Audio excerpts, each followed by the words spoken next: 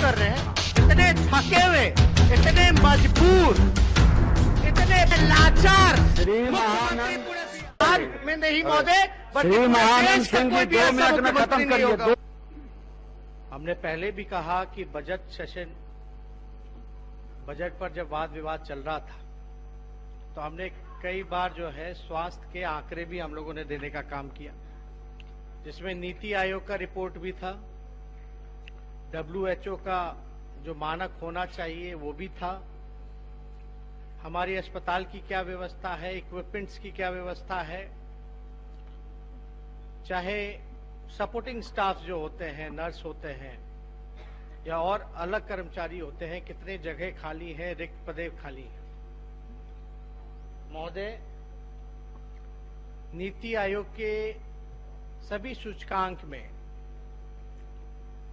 बिहार सरकार जो है सबसे फिसड्डी राज्यों में गिनी जाती है। ये सच्चाई है। कोरोना काल चल रहा है, कब खत्म होगा ये किसी को नहीं पता। आज भी हम लोगों ने चर्चा की थी कि जिस प्रकार से कोरोना काल में अव्यवस्था के कारण बिहार के मरीज, बिहार के मजदूर, जिन परेशानियों का तकलीफ उन लोगों ने झेलने का काम किया था, दिल दहला देने वाला था महोदय। वो कल्पना से भी परे था और ये भी सच्चाई और हकीकत बिहार के अस्पतालों की निकल गई कि बिहार के अस्पताल के बेड पे कुत्ते लेटे रहते हैं, नवजात शिशुओं का डेड बॉडी जो है वो खींच करके ले जाता है, थोड़ी सी भी पानी वर्षा होती है तो अस्पताल जो है डूब जाता है। ऐसी व्यवस्था हम लोगों ने देखी है। कई सत्ता पक्ष से भी जो लोग बोल रहे थे उन लोगों ने भी कई चीजों का जिक्र किया, बड़े प्यार से ही कई बातें सरकार को भी सुनाने का काम किया। अच्छी बात है, आंकड़ों पे बात होनी चाहिए, सुधार की बात होनी चाहिए, एक सकारात्मक राजनीति होनी चाहिए। लेकिन ये भी जानना जरूरी है महोदय, क्या जो लोग सरकार में बैठे हैं क्या वो लोग सक्षम हैं या नहीं है सरकार चलाने में, डिपार्टमेंट संभालने में, जनता के समस्याओं का निदान करने में।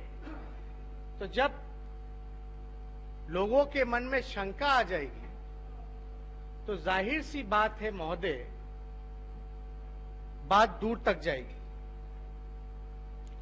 सत्ता में जो लोग भी काबिज हैं, हालांकि एक अखबार के आंकड़ों के हिसाब से नीतीश जी के सरकार में लगभग 86% जो है वो दागी मंत्री हैं। ये कोई बात छुपी हुई नहीं है, हम किसी का जिक्र भी नहीं करना चाहते महोदय। हमने जैसे शराब बोला वैसे लोगों को आपत्ति हो गई, लेकिन शराब से शारीरिक नुकसान भी है, आर्थिक नुकसान भी है, सामाजिक नुकसान भी है। नेता प्रतिपक्ष सकारात्मक बात, इसमें कोई नहीं, वैसी बात नहीं है। देखिए सदन एक जानकारी, नेता प्रतिपक्ष एक चीज जानकारी ले लें कि हम जो भी तथ्य और बात रख रहे हैं पूरी प्रामाणिकता के साथ जो उच्चस्थ पद पर बैठे हैं, और तभी उस बात को हम सदन के अंदर रखेंगे। चलें नेता प्रतिपक्ष। इस चीज का महोदय जितना आप ख्याल रखते हैं उससे ज्यादा हम कोशिश रखते हैं कि ख्याल रखें।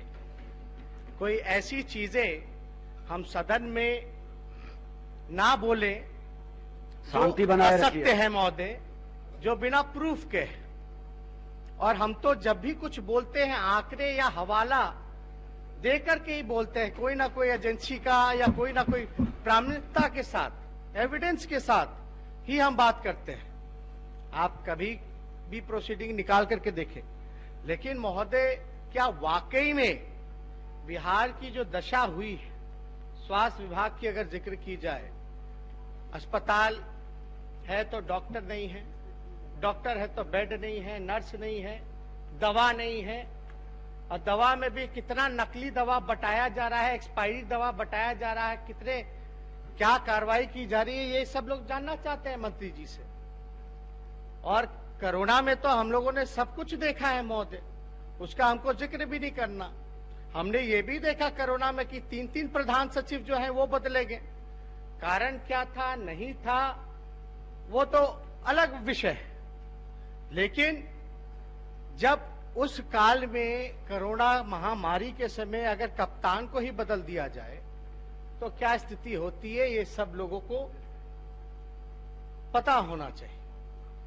आज जो स्थिति है, फर्जी आंकड़ों की बात आती है तो बिहार नंबर 1 है।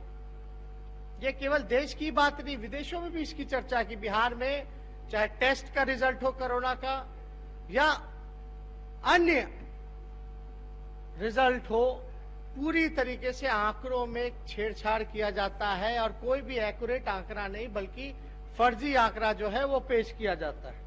आपस में बात न करें महोदय। अब देखिएगा, नीति आयोग द्वारा जो हेल्थ इंडेक्स है अनुसार देश, बिहार जो है देश के सभी राज्यों से सभी मानकों में सबसे पीछे।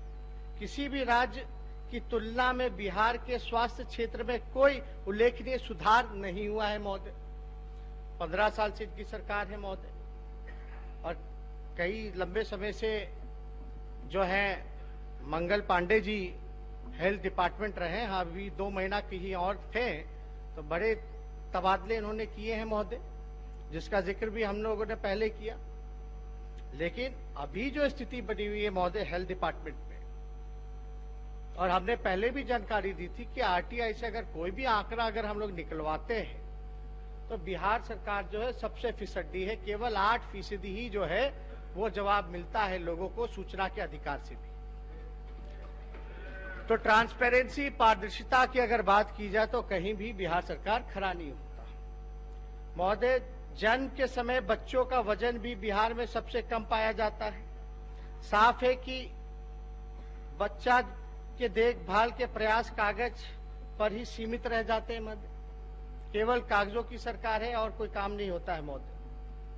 जन्म के समय लिंग अनुपात, टीबी के उपचार और स्वास्थ्य व्यवस्था में सतत सुधार के मामलों में भी नीति आयोग के अनुसार बिहार सबसे पिछलग्गू राज्य है महोदय।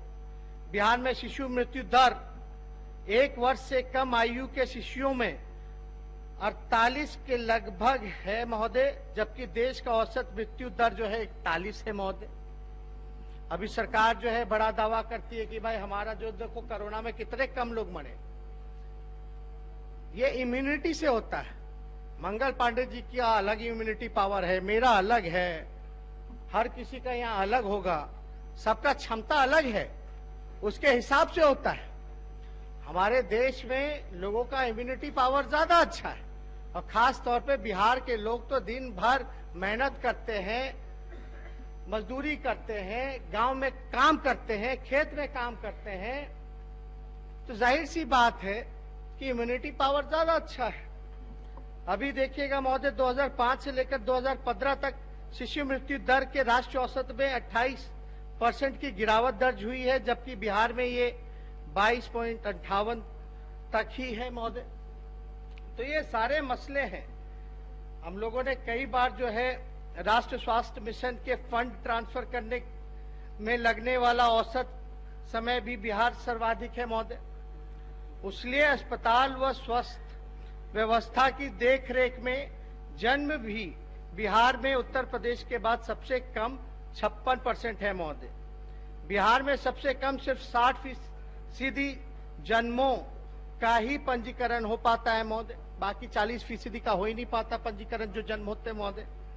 पूरे देश में बिहार सर्वाधिक 59.5% स्वास्थ्य कर्मी, डॉक्टर, नर्सों का पद रिक्त है महोदय। लगभग 60% बिहार में स्वास्थ्य कर्मी यानी डॉक्टर, नर्स वगैरह का पद जो है वो खाली है और लंबित है महोदय। तो ऐसे में आप समझिए बिहार कुल HIV मरीजों के 50 से भी कम को एंटी रेट्रोवायरल थेरेपी मिल पा रही है महोदय, 50% से भी कम महोदय।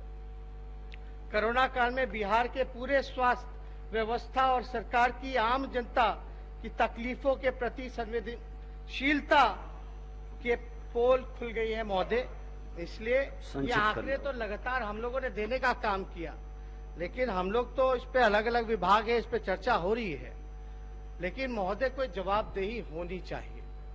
हम लोग इस पे अलग अलग विभाग है, इस पे चर्चा हो रही है, लेकिन महोदय कोई जवाबदेही होनी चाहिए।